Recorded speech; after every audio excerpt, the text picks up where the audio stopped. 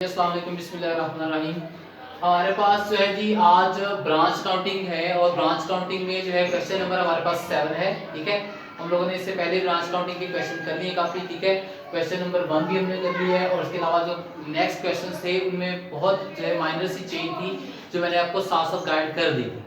Still अगर किसी बच्चे को प्रॉब्लम आए, ठीक है जी, क्वेश्चन नंबर 2, 3, 4, 5, 6 में, ठीक है, तो वो मुझसे कांटेक्ट कर सकता है, मैं उसे गाइड कर दूंगा फर्दर। ठीक है जी। सो क्वेश्चन नंबर 7 जो है उन सबसे हटके एक क्वेश्चन आया है। इस क्वेश्चन के अंदर बेसिकली क्या हुआ है, कंपनी जो है वो अपनी चीजें जो है वो इनवॉइस प्राइस पे बेच रही है, कॉस्ट पे नहीं बेच रही। ठीक है, ये फर्क क्या है कॉस्ट और इनवॉइस का, इसको समझ लीजिए बड़े तरीके से, क्योंकि इस सवाल में वही चीज आई है। ठीक है जी, तो बेसिकली कॉस्ट पे चीजें भेजना और इनवॉइस पे चीजें भेजने में फर्क होता है। कंपनी क्या करती है कि जब आप जो है अपनी ब्रांच हेड ऑफिस जो होता है वो जो अपनी ब्रांच चीजें भेजता है, तो यूजुअली आमतौर पर क्या करते हैं इनवॉइस प्राइस में क्या होता है कि अगर आपके पास कॉस्ट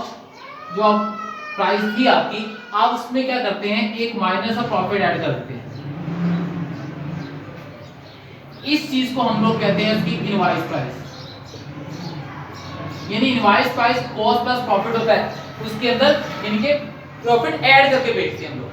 ताकि हमारी ब्रांच को हमारा एक्चुअल प्रॉफिट ना पता लगे, उसे यही पता लगे जी ये वाली कॉस्ट है इनवॉइस वाली। ठीक है जी, तो एक्चुअल में कंपनी को इसका ज्यादा फायदा हो रहता है कि कंपनी किस तरह से लेके चलेगी।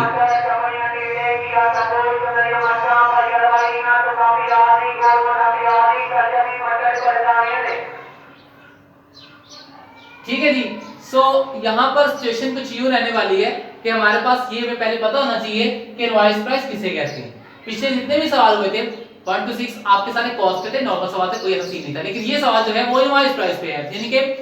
आपके पास इस सवाल में मेंशन है क्वेश्चन नंबर 7 के अंदर कि आपका हेड ऑफिस बन्नू ब्रांच है, आपके पास उसको जो चीजें भेजता है वो गुड्स सेंड की जाती हैं एट कॉस्ट प्लस 33.1/3% के साथ, यानी कि उसके अंदर जो है वो प्रॉफिट ऐड करके भेजा जाता है जो कॉस्ट दिखाई थी वहां पर। इसका मतलब ये है कि आपके पास यहाँ पे फिगर दी गई है, खास तौर पे ये कौन कौन सी चीजें इनवॉइस प्राइस पे है वो मैं आपको बता दूं। आपके ओपनिंग और क्लोजिंग स्टॉक, आपकी जो गुड्स सेंड की है वो, और आपकी जो रिटर्न, ये 4 चीजें होती है मैक्सिमम जो आपकी इनवॉइस प्राइस पर होती हैं। किस पर होती हैं इनवॉइस प्राइस पे? क्या क्या? आपके ओपनिंग क्लोजिंग स्टॉक्स, ठीक है जी, आपकी गुड्स सेंड और आपकी गुड रिटर्न,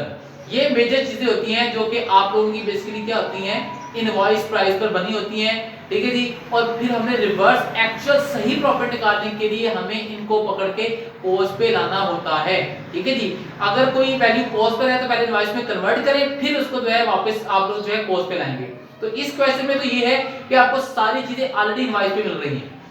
आपने क्या करना है उन सब का स्टॉक रिजर्व करना है, यानी कि उनके अंदर जो जो आप लोगों ने एक्स्ट्रा प्रॉफिट ऐड करवाया हुआ है ना, वो हम उसको बाहर करेंगे ताकि एक्चुअल प्रॉफिट निकाल सके। ठीक है जी, तो स्टार्ट करते हैं। बाकी इस कांसेप्ट को मैं साथ आप फर्दर आपको एड्रेस कर दूंगा, गाइड कर दूंगा। बहुत ही सिंपल सवाल है, बस एक छोटा सा इसमें टॉपिक है जिसमें मुझे करवाना पड़ रहा है। ठीक है जी,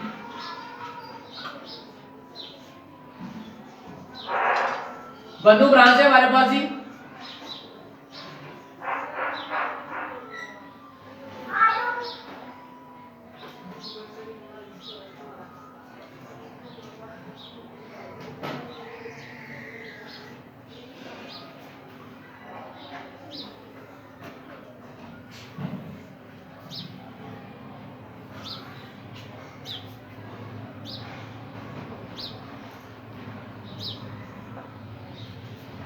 ठीक है जी, सो स्टार्ट करते हैं जी। सबसे पहले हमारे पास मुझे लिखवा दें ओपनिंग, हमारे पास कौन कौन से बैलेंसेस हैं।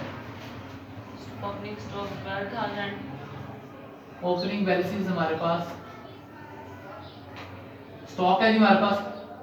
12,000, कितना 12,000। Next goods send to branch 80,000। नहीं ओपनिंग और कुछ नहीं है, डेटर वगैरह ये है जी, और भाई ना ओपनिंग पहले 1500, डेटर्स हैं 1500 सॉरी। ठीक है जी, नेक्स्ट बस आगे मेरे पास है गुड्स सेंड टू जो है वो ब्रांच है जी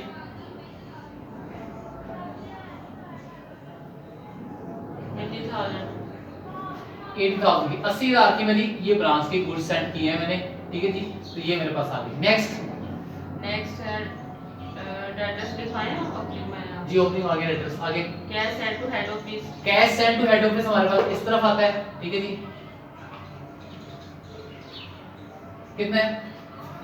कैश 77,100 नेक्स्ट नेक्स्ट है रेंट रेट रेंट और रेट जी एक्सपेंसेस आ गई रेंट इधर रहेगा हमारे पास 2500 कितने 3200 next salaries and wages salaries है हमारे पास एक्सपेंसेस कितनी है जी 4800 4800 क्लोजिंग डेटर्स डेटर्स इधर आएंगे क्लोजिंग बैलेंस हमारे पास इधर लिख लेते हैं 1600 स्टॉक क्लोजिंग स्टॉक 48,800 जी स्टॉक कितने हैं हमारे पास 48,800 48,800 नहीं 14,800 जी 14,800 नेक्स्ट बस डेटर्स नहीं है क्लोजिंग लिखवाएं थे आपको 1600 के 1600 नेक्स्ट बस नहीं जी ये मेरे पास अभी तक की सिचुएशन है सिंपल सिंपल सी सारी आइटम्स आ गई हैं जी ठीक है अब ये बिल्कुल सिंपल सा सवाल है लेकिन इसके अंदर सिर्फ इनवॉइस वाला सीन आ गया है इस वजह से मुझे ये करवाना पड़ रहा है ठीक है जी तो जी ठीक है प्लीज ओके तो अब देखते हैं इसमें करना क्या है जी फर्दर हमें जस्ट कुछ नहीं करना है जस्ट हमें जो इनवॉइसेस के अंदर लोड ऐड है हमें उसको बाहर निकालना है बस ठीक है जी तो पहले तो इस चीज को थोड़ा अच्छे तरीके से समझ लीजिएगा कि हमारे पास किन किन के अंदर जो है वो हमारा जो है वो लोड ऐड है जो स्टॉक में ऐड है एक स्टॉक ओपनिंग एक आपके पास क्लोजिंग एक आपके पास जो है गुड्स ये वाली return sorry send to branch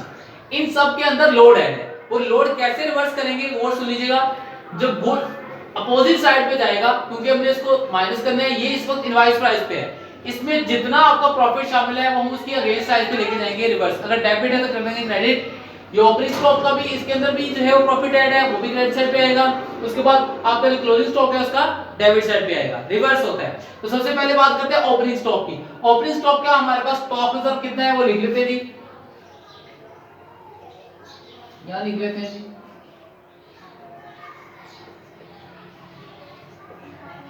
stock reserve ठीक है जी स्टॉक रिजर्व हमारे पास कैसे निकालेंगे गौर से कीजिएगा 12,000 की वैल्यू है मेरे पास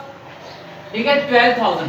और ये 12,000 कितने परसेंट है हमें इसका बेसिकली स्टॉक रिजर्व निकालना है क्या निकालना है स्टॉक रिजर्व तो यहाँ बड़े अच्छे तरीके से इस चीज को समझिएगा कि स्टॉक रिजर्व हमें कैसे निकालना है बेटा आपके इस क्वेश्चन के अंदर क्लियरली मेंशन है कि आपका जो स्टॉक रिजर्व है वो 33.1 है 33.1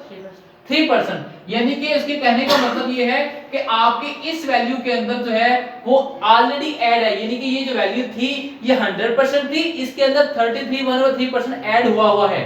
तो ये टोटल कितनी बन गई अगर मैं आपके सामने रखूं फर्ज करें कि आपकी अगर इनवॉइस प्राइस निकालनी है तो उसका फार्मूला चेक करना है इनवॉइस प्राइस का invoice price is equal to cost plus profit yes यही इनवॉइस प्राइस का फार्मूला डिवाइड कर सर पे तो इनवॉइस प्राइस निकालनी है चेक कीजिएगा मैंने ये क्यों निकालनी है क्योंकि मैंने इस वैल्यू को इसकी इनवॉइस प्राइस पे डिवाइड करना है और मल्टीप्लाई करना है किसके साथ प्रॉफिट के साथ ताकि मुझे उस ऊपर वाला प्रॉफिट निकल सके वो मैंने माइनस करना है तो देखिएगा कॉस्ट आपकी 100% है उसने मेंशन की हुई है कि आपने प्रॉफिट लिया कॉस्ट के ऊपर जिसके ऊपर प्रॉफिट चार्ज करते हैं वो वैल्यू 100% होती है तो प्रॉफिट कितना ले रहे हैं गौर से कीजिएगा 33.1/3% तो ये टोटल कितना आपके पास हो गया जी ये आपके पास बेटा जो है टोटल हमारे पास है वो 133.1/3% बन जाता है यानी 133.1/3% ये मेरे पास की वैल्यू आ रही है ठीक है जी इसका मतलब है आपके पास ये वाली जो वैल्यू है 12,000 ये 133.1/3% है ठीक है जी और हमने इसका फाइंड क्या करना है हमने इसका फाइंड करना है प्रॉफिट बस जो बाहर निकालना है ठीक है जी बात समझ आ गई है ठीक है जी अब हम इसको सॉल्व कर लेते हैं बेटा ये वाला जो क्वेश्चन है आपका वाला इसको हम डिवाइड करेंगे किसके ऊपर 133.1/3 ठीक है जी और इसको मल्टीप्लाई कर देंगे किसके साथ 33.1/3 मैं परसेंटेज इसके नहीं निकला वो ऐसे खत्म हो जाएंगे रिमूव हो जाएंगे दोनों ठीक है जी तो ये देखिए अब इसको 12,000 को आप 33.1/3 पे डिवाइड करेंगे और मल्टीप्लाई करेंगे 33.1/3 पे तो आपके पास का लोड निकल आएगा ठीक है जी एक और तरीका मैं आपको बताता हूं इसको जो है इस फ्रैक्शन को बनाने का ठीक है जी ये सब के साथ यही फ्रैक्शन आनी है ये बात सुन ले गौर से सबके साथ यही फ्रैक्शन आनी है तो मुझे कैलकुलेटर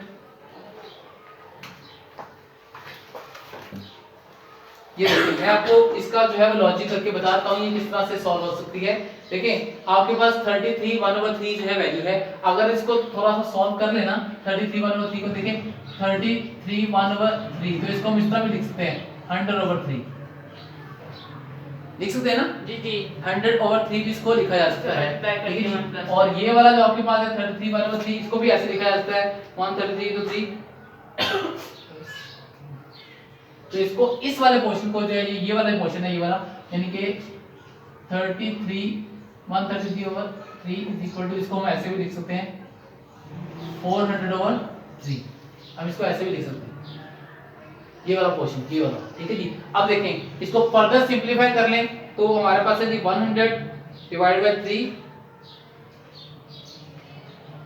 ठीक है जी, वैल्यू आ गई है। इसको मैं फिर डिवाइड कर रहा हूं,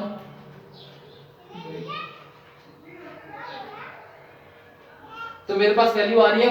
1/4, यानी इन सेक्टर को इसको इस पे डिवाइड करके मेरे पास वैल्यू कितनी आ रही है 1/4, ये वाला सेक्टर है, इसको इस पे डिवाइड करेंगे, मैं करके दिखा दूं आप लोगों को,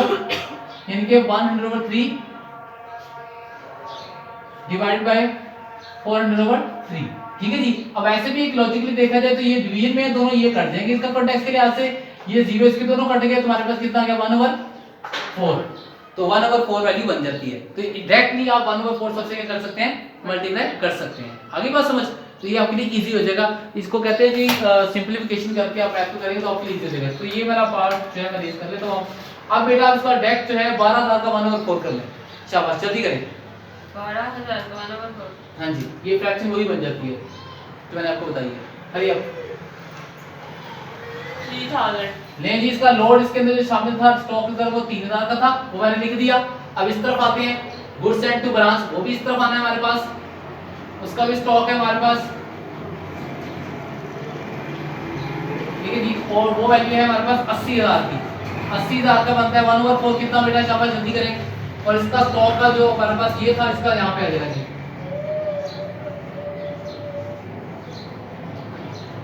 20000, कितना बेटा इसका 20000, 20,000, नहीं जी 20,000 इसका आ गया। और इस तरफ आते हैं बेटा 14,800 को भी 1/4 कर दें, 14000, 14,800 का 1/4 करें,